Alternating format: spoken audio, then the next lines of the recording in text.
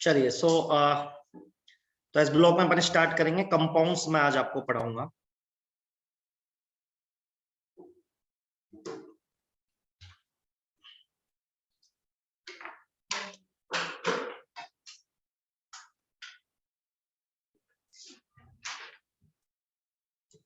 Compounds of S block. ठीक है, तो कुछ इंपॉर्टेंट कंपाउंड है। तो सबसे पहले जो इंपॉर्टेंट कंपाउंड है that is sodium hydroxide.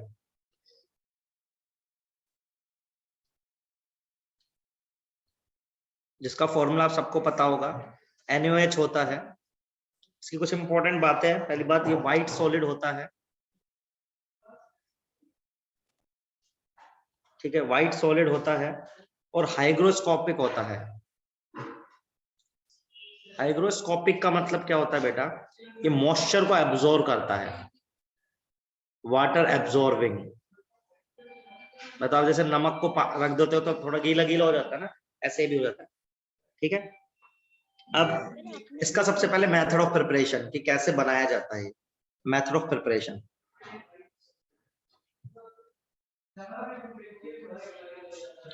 Method of preparation में ये बनाया जाता है by the electrolysis, by the electrolysis of brine solution. तो आपको पता होना चाहिए ब्राइन सॉल्यूशन क्या होता है। ब्राइन सॉल्यूशन होता है NaCl प्लस H2O।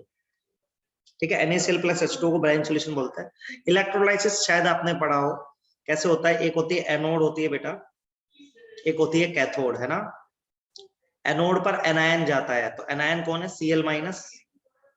कैथोड पर जाएगा कैटायन। आप सबको पता है कैथोड पर कैटायन और रिडक्शन होता है। ये इलेक्ट्रोकेमिस्ट्री आपने पढ़ी होगी। रिडक्शन का मतलब होता है इलेक्ट्रॉन का एडिशन। तो ये जब ये तोड़ते हैं ना, इलेक्ट्रोलाइसिस होता है, इलेक्ट्रिसिटी की हेल्प से अपन उस पर्टिकुलर कंपाउंड को तोड़ते हैं। तो कैटायन जाता है कैथोड पर, एनायन जाता है एनोड पर। एनोड पर ऑक्सीडेशन होता है। यदि इसका ऑक्सीडेशन होगा तो Cl2 gas plus electron release होंगे। ठीक है, एनोड पर। और इसका रिडक्शन होगा तो सोडियम बन जाएगा। फिर ये जो कैथोड होती है ना, मरकरी की होती है। तो ये मरकरी के साथ अमलगम बनाता है। अमलगम पता है क्या आप लोगों को? जब कोई कंपाउंड मरकरी के साथ अलॉय बनाता है, अमलगम होता है, बोलते हैं अपन उसको। पता है सब लोगों को? हाँ जी बेटा। फिर इसमें हम पानी पास कर देते हैं और हमको फाइनली बन जाता है NaOH, जो हमें बनाना है। ठीक है, तो इसमें क्या है, फंडा है कि इसको बनाया जाता है ब्राइन सॉल्यूशन के इलेक्ट्रोलाइसिस से। ठीक है, इलेक्ट्रोलाइसिस का मतलब होता है कि इलेक्ट्रिसिटी की हेल्प से किसी भी कंपाउंड को तोड़ना। अब यहाँ एक इंपॉर्टेंट नीड का क्वेश्चन है कि मरकरी की कैथोड यूज करी क्यों जाती है? जो मरकरी कैथोड जो है किसकी है? मरकरी की। वो देखिए क्यों करी जाती है। यदि हम मरकरी की कैथोड यूज नहीं करेंगे तो जो सोडियम बना है ना, ये डायरेक्टली क्लोरीन के साथ रिएक्ट कर जाए। समझ रहे हो आप? यदि हम मरकरी यूज नहीं करेंगे तो होता क्या है, हम पहले जो क्लोरीन गैस है उसको बाहर निकाल देते हैं सिस्टम से। तो क्लोरीन गैस बाहर निकल जाती है, फिर हम पानी डालते हैं। तो हमें पहले क्लोरीन गैस को इजेक्ट करना होता है, तो मरकरी की कैथोड यूज करती है। It avoid the unwanted reaction of chlorine. तो सबसे पहले लिखेंगे आप NaOH, फिर मैं आगे पढ़ाऊंगा। फटाफट ये लिखिए। सर आपने वाइल सॉलिड के नीचे वाइल सॉलिड के व्हाइट हाइग्रोस्कोपिक बेटा। हाइग्रोस्कोपिक का मतलब होता है जो मॉइस्चर को एब्जॉर्ब नहीं कर पाते। जैसे आप नमक को थोड़ी देर हवा में रख दोगे तो गीला गीला सा नहीं हो जाता है? समझ रहे हैं? Yes sir. सर ये वाइट सॉलिड है या while solid? White solid, white. Sir आपने क्वेश्चन क्या बोला था? बेटा ये बोला था कि इसमें मरकरी की कैथोड यूज क्यों करी जाती है। तो मरकरी की कैथोड इसलिए यूज करी जाती है जिससे सोडियम की क्लोरीन के साथ रिएक्शन ना हो। ठीक है, तो अमलगम बन जाता है। ये बन गया अमलगम। फिर हम क्लोरीन गैस को बाहर निकालते हैं धीरे धीरे। जब फिर क्लोरीन गैस बाहर निकल जाती है ना, उसके बाद हम उसमें पानी डालते हैं। ठीक है। Yes sir. सर आपने यहीं से स्टार्टिंग करवाया ना? हाँ हाँ।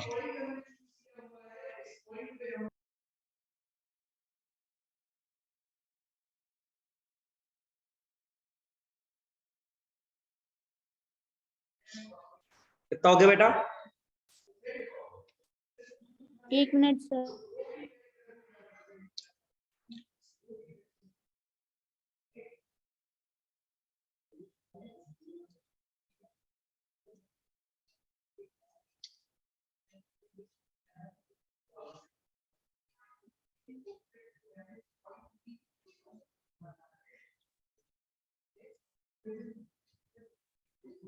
सर आपने कैथोड के नीचे रिडक्शन क्यों लिखा है?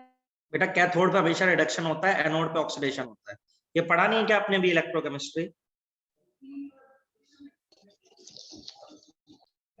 एनोड पे ऑक्सीडेशन होता है हमेशा, कैथोड पे रिडक्शन होता है। ऑक्सीडेशन का मतलब होता है इलेक्ट्रॉन का रिमूव होना, रिडक्शन का मतलब होता है इलेक्ट्रॉन का ऐड होना।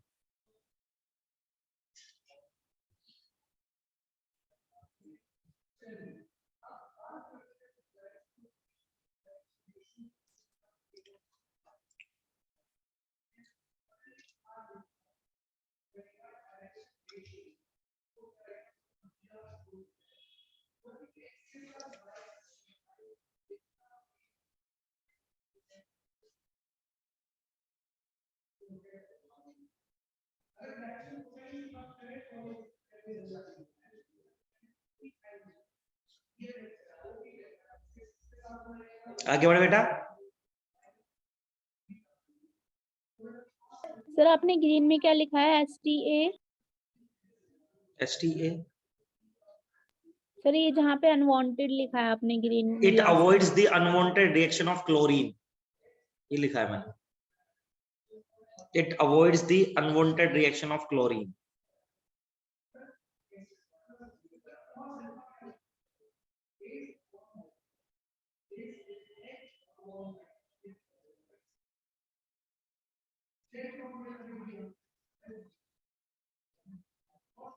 ठीक है, आगे बढ़ जाए।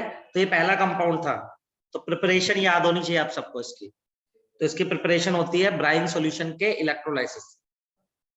और सर अनवांटेड मतलब ये जो लिखा है, it avoids unwanted reaction of chlorine, NaOH करेगा?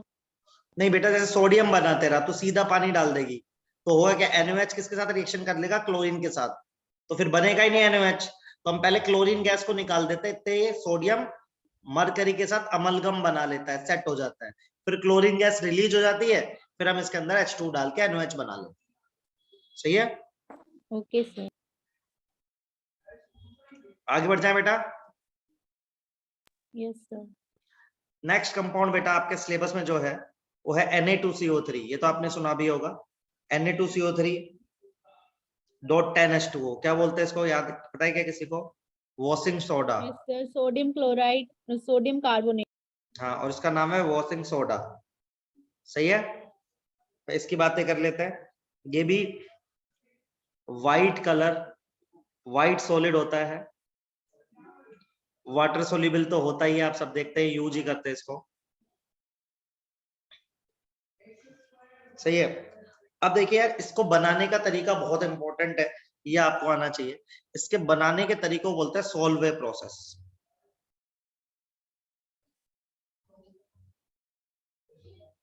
तो देखिए सोल्वे प्रोसेस कैसे क्या होता है, मैं आपको सिखाता हूँ। तो इसमें क्या होता है, NaCl, ठीक है, ब्राइन वाटर, अपने पास ब्राइन सोल्यूशन होता है। तो कैसे होता है, देखो मैं यहाँ पे लिखूंगा, थोड़ा समझाऊंगा, इसको समझना। NaCl प्लस H2O होता है, ठीक है। हम क्या करते हो, इसमें CO2 पास करते हैं और अमोनिया गैस पास करते हैं। अब देखो CO2 गैस कहाँ से आती है, तो हमारे पास क्या है, प्रोसेस में होता है CaCO3, तो उसको हीट करेंगे तो क्या बनेगा, CaO प्लस CO2 बनेगा, CO2 प्लस CaO। तो इससे जो CO2 बनता है ना, CaO, इसको अपन इधर सप्लाई करते हैं। तो CO2 कहां से आता है इस रिएक्शन में, CaCO3 से, समझे आप। तो ब्राइन सॉल्यूशन है NaCl प्लस H2O, CO2 पास करिए, ये पास करिए, तो देखिए क्या बनेगा। अब देखो आप सबको पता है H2O प्लस CO2 क्या बनाता है, कोई बताएगा मुझे क्या बनाता है? H2CO3 बनाएगा, सही बात है। यस। और H2CO3 कैसे टूटेगा बेटा, ये टूटेगा ऐसे, H प्लस HCO3 नेगेटिव, तो देखो NaHCO3 नेगेटिव को लेके क्या बना देगा, NaHCO3, और क्या बन जाएगा बोलो, NH4Cl। देखो ये Na+ ये ऐसे टूटेगा, देखो Na+ और Cl-, तो Na+ बना लेंगे HCO3 के साथ, NH3 और H+ बन जाएगा NH4+, तो NH4Cl बन गया, है ना। फिर इसका क्या करेंगे बेटा, इसको अपन हीट करके पहले इसका पीपीटी बनाएंगे, इसका पीपीटी बना लेंगे। पीपीटी बनाने के बाद इसको अपन क्या करेंगे, बाइकार्बोनेट को हीट करते हैं तो क्या बनता है, सबने बचपन से पढ़ा है। यदि इसको हीट कर दोगे तो क्या बनेगा बताओ, ये तो बनता है, बाई इसको हीट करते हो तो carbonate plus H2O plus Yes, CO2, sir. ये तो रिएक्शन आपने पढ़ी है। अच्छा, पे इंटरेस्टिंग बात क्या है, देखो ये जो CO2 बना ना, इसको वापस सप्लाई कर देंगे अपन यहाँ पे। तो देखो CO2 आ रहा है, कंज्यूम हो रहा है, वापस बन रहा है, चल रहा है, तो रिसाइकलिंग दिख रही है सबको। रिसाइकलिंग देखो किस किस की हो रही है, रिसाइकलिंग किसकी हो रही है, देखो सब लोग, CO2 की रिसाइकलिंग हो रही है नहीं हो रही है, देखो देखो आप देखो CO2 आपने यहाँ पे यूज करा, यहाँ पे आपने CO2 क्या करा, यूज, तो यहाँ से CO2 आया, एक बार आपने CO2 डाला यहाँ से, वो CO2 आया यहाँ पे, वो कंज्यूम हुआ, फाइनली CO2 फिर से बन गया, वापस से हमने डाल दिया, फिर गया, ऐसे चलता रहेगा इनफाइनाइट टाइम्स। सबको दिख रहा है CO2 कंज्यूम रिसाइकिल हो रहा है, बताइए बेटा, दिख रहा है बेटा। अब देखिए Yes, होता क्या है, Yes, sir. अब देखो हम क्या करते हैं, यहाँ पे जो CaO बना और ये NH4Cl बना, इन दोनों की भी रिएक्शन करवा देते हैं, इन दोनों की भी रिएक्शन करा देते हैं। इन दोनों की रिएक्शन से क्या बनता है, देखो इनसे बनता है CaCl2 प्लस NH3 गैस बनती है, तो NH3 गैस की भी रिसाइकलिंग करा देते हैं। NH3 गैस की ऐसे रिसाइकलिंग करा देते हैं, देखो तो देखो मैं बता रहा हूँ, देखो NH3 गैस एक बार डाली मैंने यहाँ पे, तो वो कंज्यूम हुई, फिर वापस बनी, फिर देखो वापस आ गई। NH3 गैस को देखो, यहां से चली, कंज्यूम हुई, फिर से बनी, वापस हो गई, तो रिसाइकलिंग किसकी हो रही है बेटा, NH3 की भी रिसाइकलिंग हो रही है। अच्छा, मेन प्रोडक्ट क्या है इस रिएक्शन का, इस पूरे प्रोसेस का, रिएक्शन नहीं है, मेन प्रोडक्ट क्या है, Na2CO3, सबको आ रही बात समझ में। और एक Yes, साइड sir. प्रोडक्ट है, साइड प्रोडक्ट एक चीज बची है, साइड प्रोडक्ट है CaCl2। देखिए ये सारी बातें समझ में आ रही है, सब नीट के सवाल है, इसको Yes, एक बार sir. लिख के देख लीजिए आप सोलर प्रोसेस को। तो सोलर प्रोसेस में CO2 और NH3 की रिसाइकलिंग होती है, Na2CO3 मेन प्रोडक्ट होता है और CaCl2 साइड प्रोडक्ट होता है, देख लीजिए एक बार सब लिख के।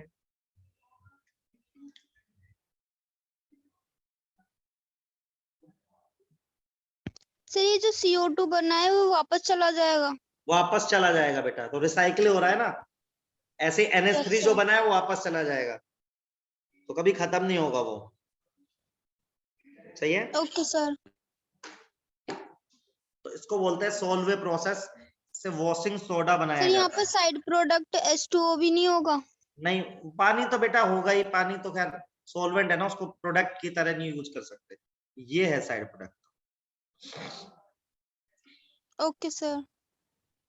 ये चारों तीनों सवाल आ सकते हैं आपके पेपर में।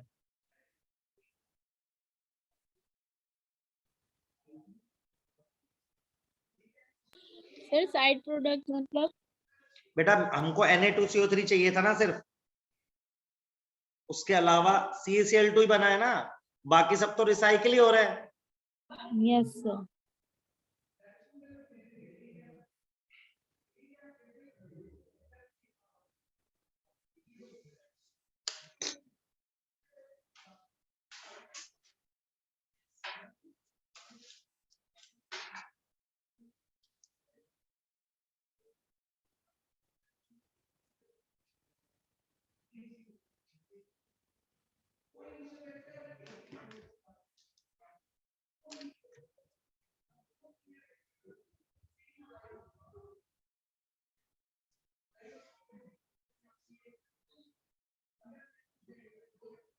आगे बढ़ सकते हैं। Yes, sir. चलिए, सबने लिख लिया ना उतना, चलो Yes, sir. नाइट्रेट्स पढ़ रहे बेटा, नाइट्रेट्स पढ़ रहे हैं इस ब्लॉक के। नाइट्रेट आपको बहुत इंपॉर्टेंट, नाइट्रेट क्या होता है, NO3 नेगेटिव आयन जो होता है। तो आपको ना याद रखना है इनका हीटिंग इफेक्ट। तो जैसे NS1 है तो उसके जितने भी नाइट्रेट रहेंगे यदि आप उनको हीट कर दोगे तो ऐसे टूटते हैं वो, देखो MnO2 plus O2, sorry MnO2 plus O2 except lithium. बेटा जो लिथियम होता है ना LiNO3 उसका ऐसे टूटता है, देखो Li2O plus NO2 plus O2। Lithium अलग तरह से टूटता है, बाकी सब सेम तरीके से टूटते हैं। और NH2 वाले नाइट्रेट कैसे होते हैं, ऐसे होते हैं, जो कि टूटते कैसे हैं, ऐसे टूटते हैं, oxide plus NO2 plus O2। याद रखेंगे जितने भी NS1 वाले लोग हैं, NS1 वाले हैं, सब इस तरह से डिसोसिएट होता है बेटा, एक्सेप्ट लिथियम। लिथियम अलग तरह से डिसोसिएट होता है। और ये हीटिंग इफेक्ट याद रखना है, बहुत इंपॉर्टेंट है, ये आता है। नाइट्रेट क्या है, NO3 के साथ कंपाउंड है, NO3 नेगेटिव आयन। तो सोडियम रहेगा तो NaNO3 बनाएगा, बाकी लोग जो रहेंगे वो होल्ट वाइज बनाएंगे, क्योंकि इनकी वैलेंसी 2 है, इनकी वैलेंसी 1 है।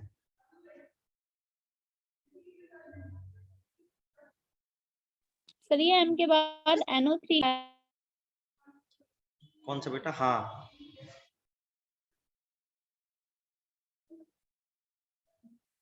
सर लिथियम में ये NO2 NS2 अलग में से बनेगा। लिथियम में अलग तरह से टूटेगा बेटा।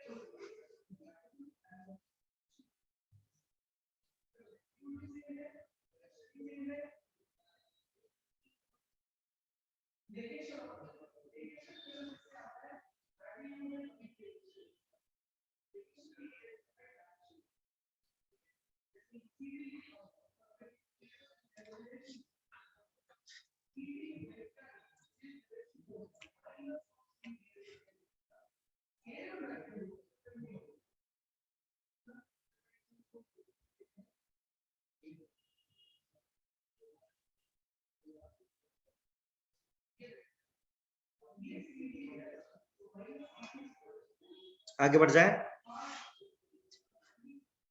सर आपने NS2 में ये M के बाद NO3 लिखा है ना, MnO3 होल्ट वाइज बेटा ऐसा रहेगा ना, जैसे मान ले Mg है, उसकी वैलेंसी 2 है, NO3 की 1 है, तो क्रॉस मल्टीप्लाई करेगी तो ये तो फॉर्मूला बनेगा।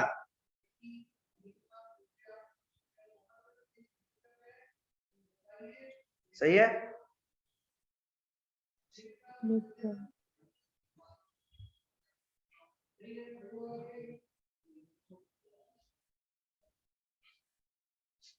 सर हो गया। हो गया, चलिए इसके बाद थोड़ा सा हमें पढ़ना है कार्बोनेट्स और बाइकार्बोनेट्स के लिए।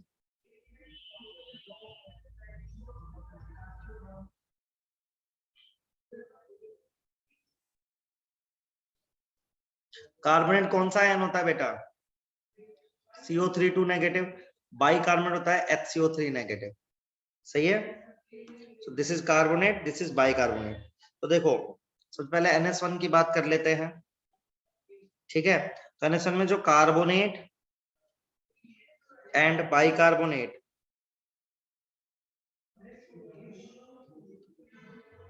Are highly stable towards heat.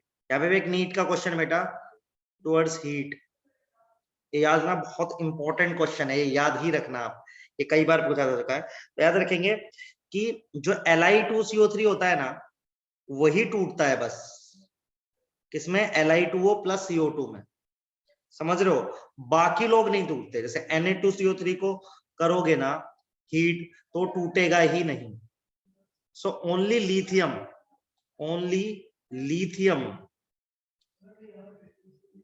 carbonate can be dissociated by heat. बाकी लोग डिसोसिएट नहीं होते हैं। ये बहुत इंपॉर्टेंट क्वेश्चन है बेटा, कई बार पूछा जा चुका है। कुछ सीधी बात है जो याद रखनी है, लेकिन मैं आपको बिल्कुल पिन पॉइंट करके लिखवा रहा हूँ, ऊपर नीचे का कुछ नहीं बता के, मतलब बहुत डिस्क्रिप्टिव नहीं, यही सवाल आता है एज इट इज आपको बताना होता है। ठीक है सर, अगर हीट की बजाय कुछ और दे तो फिर ये मतलब डिसोसिएट और कुछ दे तो टूट ही जाएगा। और तो कुछ हीट की बात कर रहे हैं, इसको थर्मल स्टेबिलिटी बोलते हैं। हीट को तो हीट से जब कोई टूटता है ना तो इसलिए बोलते हैं थर्मली स्टेबल। सही है? Yes sir. और सर ये स्टेबल के बाद डाउनवर्ड लिखा है। स्टेबल टुवर्ड्स हीट बेटा।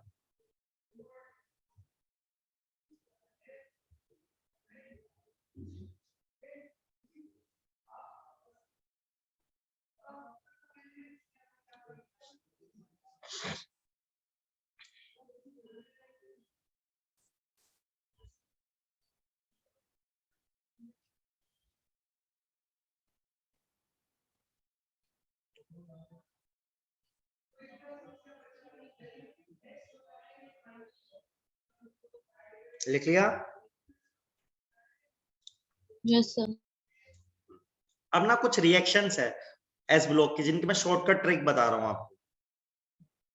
ठीक है, जैसे सबसे पहले रिएक्शन है नाइट्राइड की। जैसे आपको कोई Li3n+H2O बोल दे तो आप कैसे प्रोडक्ट लिखोगे? देखो सब लोग ध्यान से, ठीक है, कुछ रिएक्शन से डिस्कस कर लेते हैं।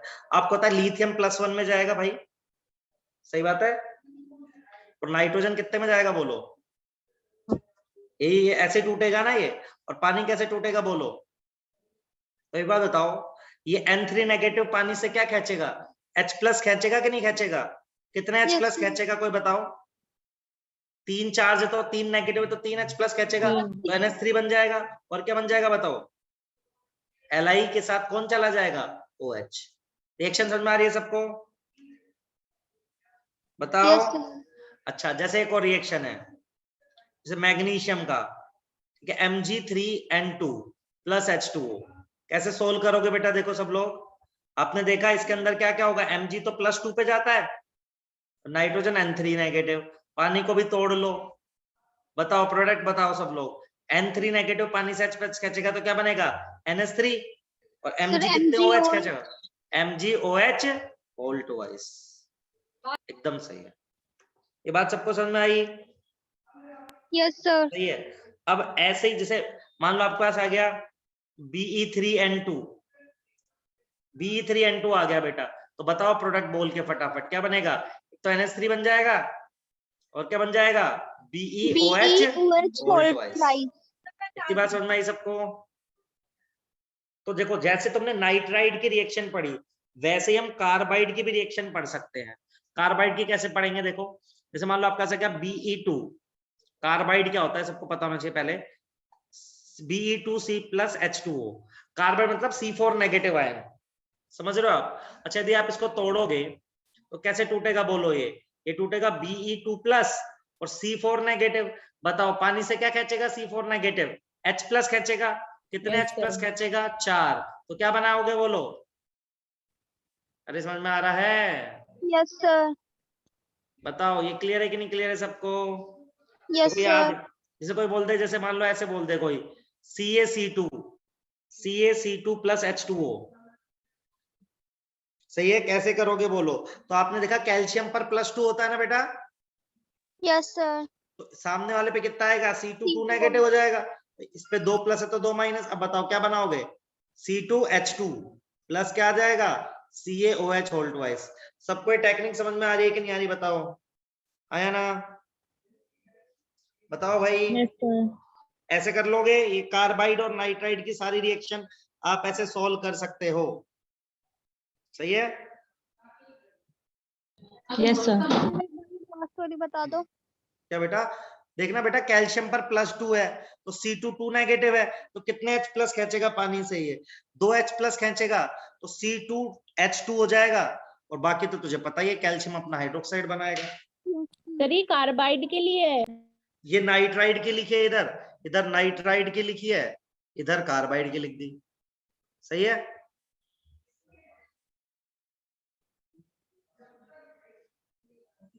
अभी और भी रिएक्शन लिखवाऊंगा मैं। सर ऊपर वाले में C4 माइनस क्यों आया वहां पे? बेटा क्योंकि बेरिलियम पे +2 है ना, तो 2 बेरिलियम है, तो 4 प्लस हो गया, तो सामने वाले पे 4 नेगेटिव नहीं जाएगा। सही है। लिखो, इनको भी लिखो। सर ये कैल्शियम C2 लिखा है आपने, CaC2 कैल्शियम कार्बाइड।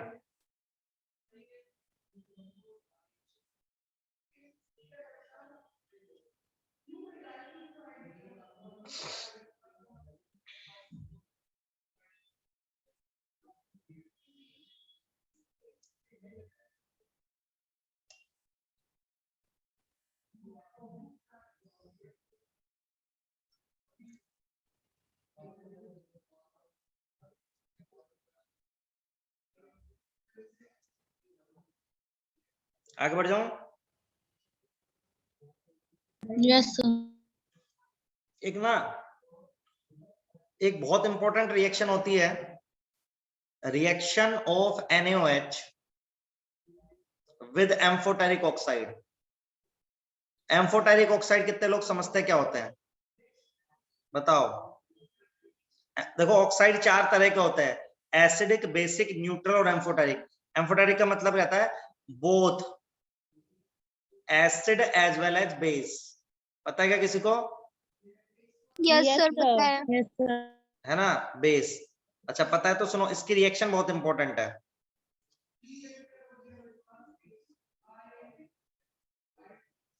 तो एम्फोटेरिक ऑक्साइड पहले याद कर लो कौन कौन सा, तो यही सवाल आ जाएगा। नहीं तो होता है SNO, SNO2, PbO, PbO2, BeO, Al2O3, AS2O3, AS2O5 और कौन सा बच गया, और कुछ छूट गया क्या?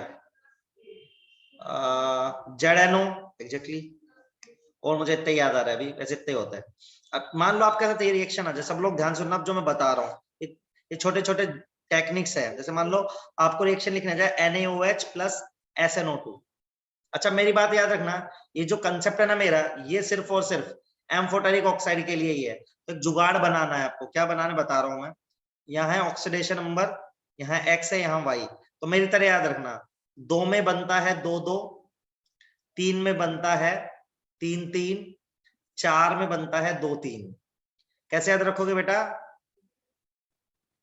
जैसा मैंने बोला, 2 में बनता है 2-2, 3 में 3-3, 4 में 2-3। क्या मतलब बता रहा हूं, जैसे कहीं पे रिएक्शन आ गया, मेरी बात ध्यान सुनना, NaOH प्लस SNO2, ठीक है। तो देखो ये प्रोडक्ट बनेगा, ये जो बन रहा है, XY की वैल्यू हम इसमें सेट करेंगे। तो देखो SNO2 में SN की ऑक्सीडेशन स्टेट कितनी है, ऑक्सीजन की -2 होती है ना, तो X -4 कितनी ऑक्सीडेशन स्टेट है, 4 दिख रही है सबको। तो 4 में क्या बनता है, 2-3। तो क्या प्रोडक्ट बनेगा बोलो, Na2, M मतलब कौन है यहाँ पे, SN है बेटा, O3। देखो 2-3 XY के लो, बात समझ में आ रही है क्या? जैसे अभी देखो और समझ में आएगा। ऐसे आपने मुझे क्वेश्चन दे दिया NaOH प्लस ZNO क्या बनेगा, तो कैसे बनाओगे बेटा? देखो जिंक में, ZNO में जिंक की ऑक्सीडेशन कितनी है, 2 है ना, तो 2 में बनता है 2-2, तो क्या लिखोगे, Na2ZnO2। ये बात समझ में आ रही है क्या सबको? जैसे दे दिया NaOH प्लस PbO, तो सर आपने PbO में ऑक्सीडेशन स्टेट कैसे निकाली? यही नहीं आता बेटा तेरे को? लड़की जिसकी निकालनी होती है X मानते हैं, ऑक्सीजन पे -2 चार्ज होता है, X बराबर +2, ये नहीं आता है नो सर। बेटा? ऑक्सीडेशन स्टेट निकालना ही नहीं आता, फिर मैं कैसे बताऊं? सबको नहीं आता ऑक्सीडेशन स्टेट निकालना, बताओ यार। आता है हाँ बेटा कुछ नहीं है, सर, आता है। ऑक्सीजन पे -2 चार्ज होता है बेटा, तो यदि इसको X मानेंगे तो -2 तो +2 चार्ज आ जाएगा, है ना, तो +2 आ जाएगा। तो बेटा एक बार सीख लेना तुम जाके, अभी के लिए मान लो ऑक्सीजन पे -2 चार्ज है, उस हिसाब से निकाल रहा हूँ, जिसकी माननी है उसको X मान रहा हूँ, और टोटल चार्ज 0 है। तो देखो इसका प्रोडक्ट क्या बनेगा, Na2PbO2। ये टेक्निक समझ रहे हैं क्या सब लोग मेरी?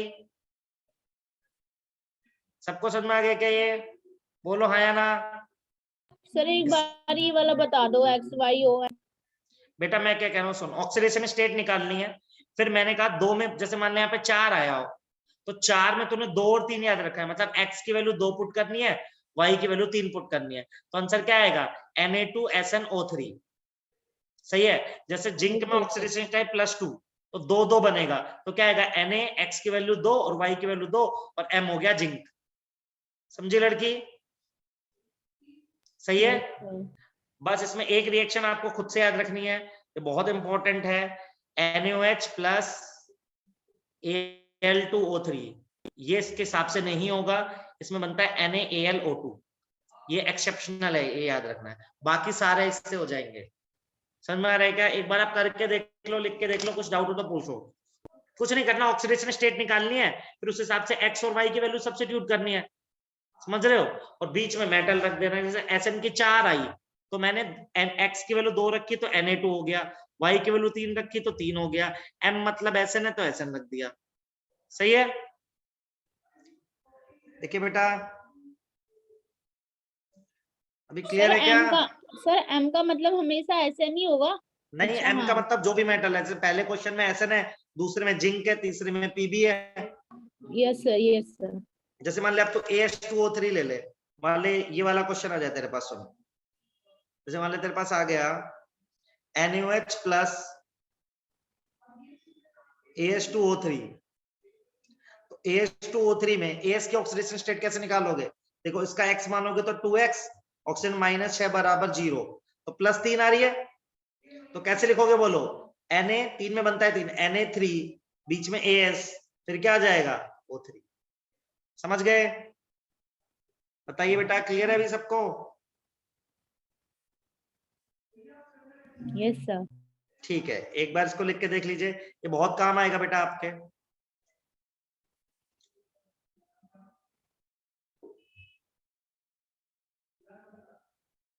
बेटा अभी ऑक्सीडेशन स्टेट वाला डाउट क्लियर हो गया क्या? जिसको निकालना है उसको x मान लो, ऑक्सीजन पे -2 अभी के लिए, क्योंकि ऑक्सीजन की कर रहे हैं अपन बस। यस एक बार सर। आप जाके एक बार देख लो, आज रेडॉक्स नाम का एक चैप्टर होगा, उसमें आपने पढ़ा होगा क्लास 11th में, क्योंकि बहुत बेटा ये निकालना सीख लेना, क्योंकि इसके बिना कोऑर्डिनेशन भी नहीं कर पाओगे आप।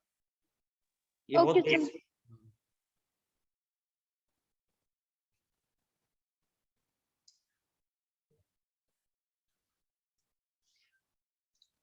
तो ये NaOH की एम्फोटेरिक ऑक्साइड के साथ रिएक्शन भी याद रखना, बहुत काम का है। सर ये आपने येलो कलर में क्या लिखा है? ये NaOH प्लस Al2O3, ये बेटा एक्सेप्शन इस मेथड से नहीं होगा, याद रखना NaLO2 बनता है सीधा।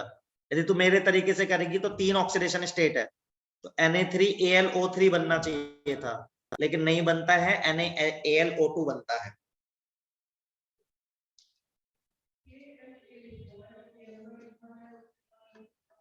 और सर ब्लू वाले में भी फिर O2 बन रहा है।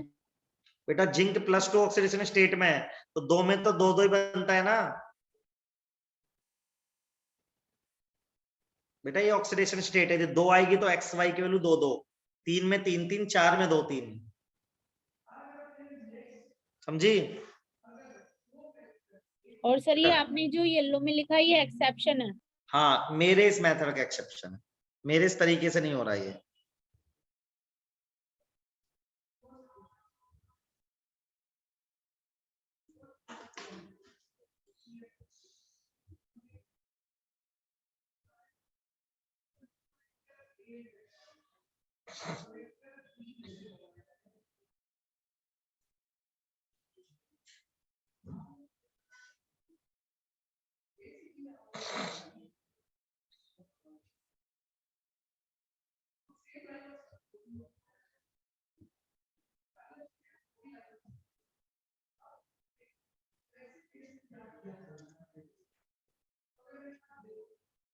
सर बस इसमें डाउट है कि मतलब आपने ये एक्सेप्शन क्यों माना है?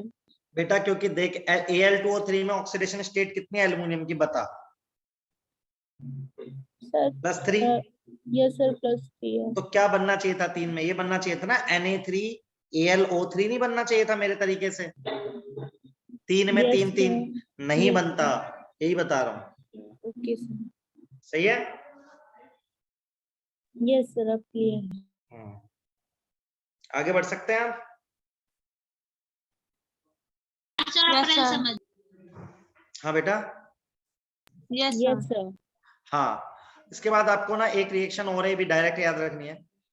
ये NaOH प्लस P4, ये आपने भी हो सकता है याद भी करियो, ठीक है। इसमें बनता है NaH2PO2 प्लस PH3 बनता है, इसमें फोस्फीन बोलते हैं। आपने भी पी ब्लॉक का पेपर दिया होगा ना 12th क्लास में, तो ये यूज भी होगी रिएक्शन। तो ये एस ब्लॉक की रिएक्शन मानो, चाहे ये डायरेक्ट रिएक्शन है बेटा, ये रिएक्शन आपको सीधी याद रखनी है एस ब्लॉक में, ठीक है। ये आप पी, वैसे 12th की रिएक्शन है ये पी ब्लॉक की, हो सकता है आपने याद भी करी अभी जाते वक्त, ठीक है। फॉस्फीन पढ़ा होगा आपने, NH3 के नीचे फॉस्फीन होता है, ठीक है। इसके बाद कुछ सोलिबिलिटी ट्रेंड है, वो मैं पढ़ाना चाहता हूं आपको, वो आप एक बार लिख लीजिए। सोलिबिलिटी मतलब कुछ कंपाउंड की सोलिबिलिटी बढ़ती है, कुछ की घटती है। तो चार्ट बना रहा हूँ, याद रखना है इस ब्लॉक का, और ये रेयर आता है नीट में, लेकिन फिर भी हम सेफ साइड के लिए लिख रहे हैं। तो पहले NS1 के लिए, सर पिछली वाली स्लाइड आपने नहीं दिखाई. अच्छा अच्छा,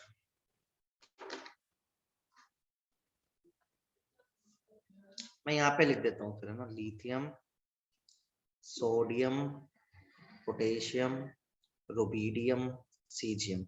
डाउन द ग्रुप है बेटा, अपन नीचे जा रहे हैं, ठीक है। नीचे जाने पे क्या होता है, कार्बोनेट, बाइकार्बोनेट, हाइड्रोक्साइड, इनकी सोलिबिलिटी ना बेटा इंक्रीज होती है। एस मतलब ये सोलिबिलिटी इंक्रीज हो रही है। तो डाउन द ग्रुप जाओगे तो कार्बोनेट, बाइकार्बोनेट और हाइड्रोक्साइड की सोलिबिलिटी क्या होगी, इंक्रीज होगी। और आयोडाइड और ClO4 नेगेटिव की सोलिबिलिटी, क्लोरेट की सोलिबिलिटी डिक्रीज होगी, ठीक है। ये याद रखना, जनरल ट्रेंड है। इन तीनों की सोलिबिलिटी जब आप ऊपर से नीचे जाओगे तो बेटा इंक्रीज हो रही होगी, इन दोनों की डिक्रीज हो रही होगी, ठीक है। ये चार्ट है छोटा सा, और एक एल्कलाइन अर्थ मेटल का चार्ट है, पहले ये लिख लो फिर मैं वो लिख दूंगा।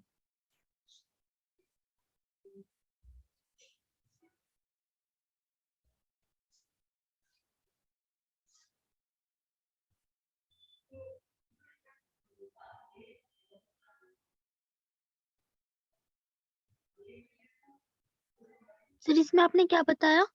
बेटा बताइए कि जब आप लिथियम से सोडियम की तरफ, मतलब जैसे lithium carbonate, sodium carbonate, potassium carbonate, rubidium carbonate, caesium carbonate, तो डाउन द ग्रुप इसकी सोलिबिलिटी पानी में डिक्रीज हो जाएगी, सॉरी इंक्रीज हो जाएगी।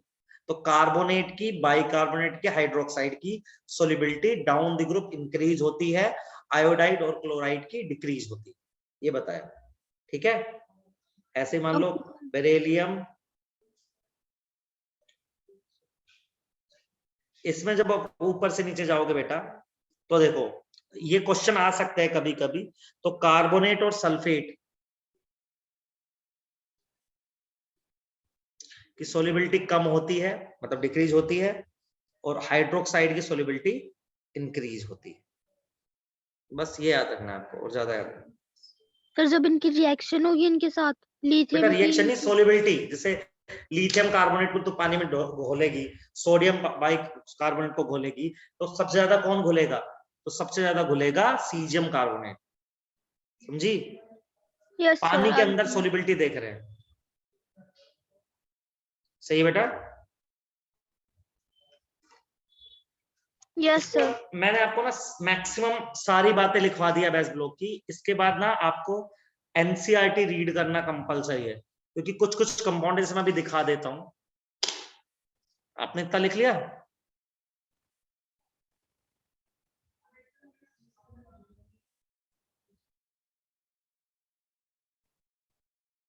बेटा इतना लिख लिया? ये सर हो गया. हाँ, एक बार मैं इसकी